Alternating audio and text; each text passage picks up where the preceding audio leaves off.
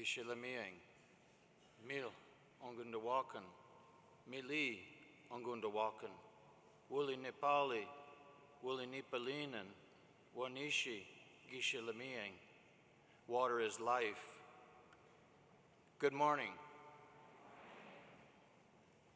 I want to begin by paying my respects to the original nations on whose territory this building now stands.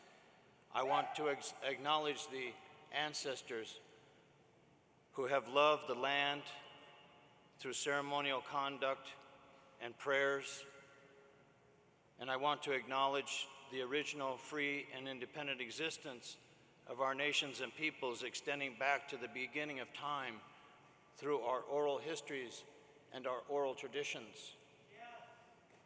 Yesterday, I listened with interest to the plenary session on climate change. It occurred to me that working on climate change without working on paradigm change would be a grave mistake.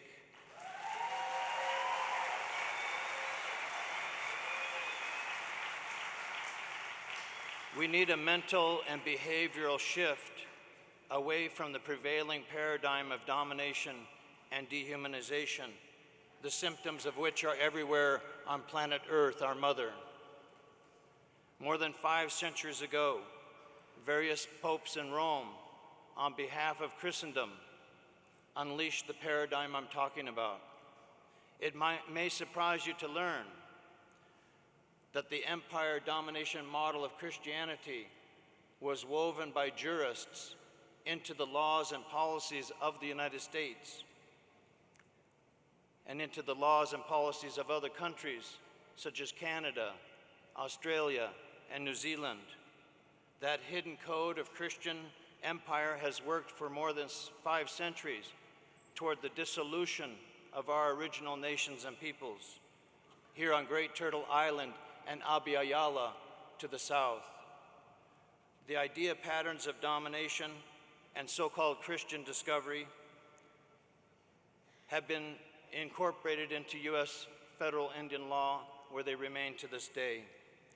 Those ideas are traced to Vatican documents of the 15th century and to royal charters of England, which declared the right of Christian people to discover the lands of heathens and infidels, and to assume a right of domination or subjugation against the nations and peoples of those places. In 1823, Chief Justice John Marshall, on behalf of the United States Supreme Court, wrote that doctrine into U.S. case law, where it remains to this day.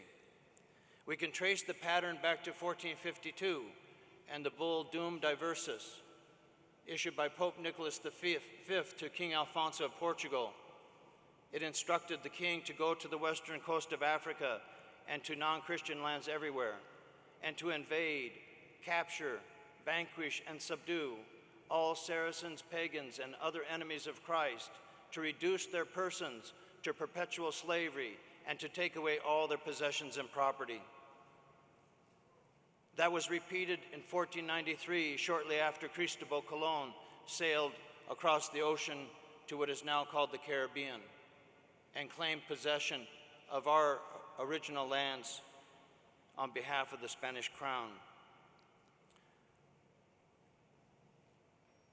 Our documentary movie, The Doctrine of Discovery: Unmasking the Domination Code, based on my book, Pagans in the Promised Land, reveals and focuses on this pattern that I'm talking about today. It is a focus we began more than 20 years ago.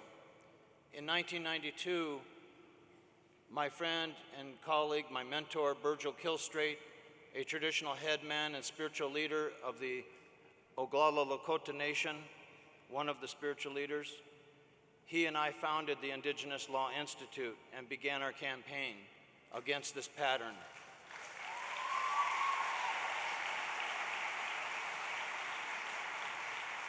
In 1993, we attended the Parliament of the World's Religions, and Virgil spoke on the 7 laws of the Ochete Shikoan, the sacred laws: compassion and respect, to share and to care and to give, bravery and courage, patience and fortitude, humility and humbleness, seeking wisdom and seeking understanding. And we also began to reveal to the world the pattern of which I'm speaking about today. That was during the time of Pope John Paul II. We called on him to formally revoke the Inter Cetera Papal Bull of 1493, and our campaign against the paradigm of domination and dehumanization continues today under the papacy of, or at the time of the papacy of Pope Francis. Ladies and gentlemen, I wish I had more time to go into detail. Given my time constraint, I will leave you with this. In 1954, the U.S. Justice Department delivered a legal brief to the U.S. Supreme Court in the case Tehitan Indians versus the United States. And the main argument of the Justice Department was that the Tehitan people in Alaska did not deserve monetary compensation for a taking of their timber because, quote, the Christian nations of Europe had discovered the lands of heathens and infidels. And the U.S. Supreme Court in 1955 upheld that, the same year I was born, and cited to Henry Wheaton's Elements of International Law, which referenced all the things I'm talking about. And among the other things that Wheaton said was this: the heathen nations of the other quarters of the globe were the lawful spoil and prey of their civilized conquerors. This was upheld by the U.S. Supreme Court as recently as 2005 in the case City of Sherrill versus Oneida Indian Nation of New York.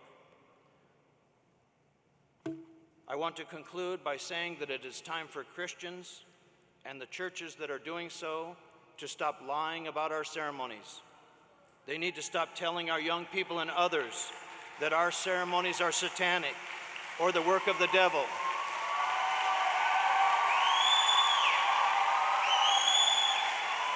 This is killing many of our young people who, deprived of their cultural and spiritual identity in the wake of the domination of the residential and boarding schools, are ending their lives prematurely.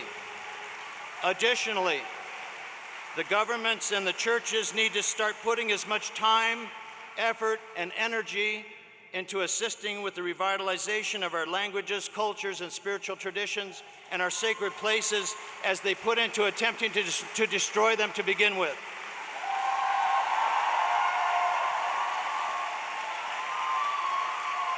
Our original nations don't need reconciliation, we need decolonization. We and the planet need healing from the trauma brought on by chronic and ongoing domination. Thank you to all the Christians and Christian churches who have supported us in our efforts. We express our deep appreciation. We invite you to join us on the sacred path in honor of the first principle of original nations: respect the earth as our mother and have a sacred regard for all living things. End the domination, all our relations, Wanishi.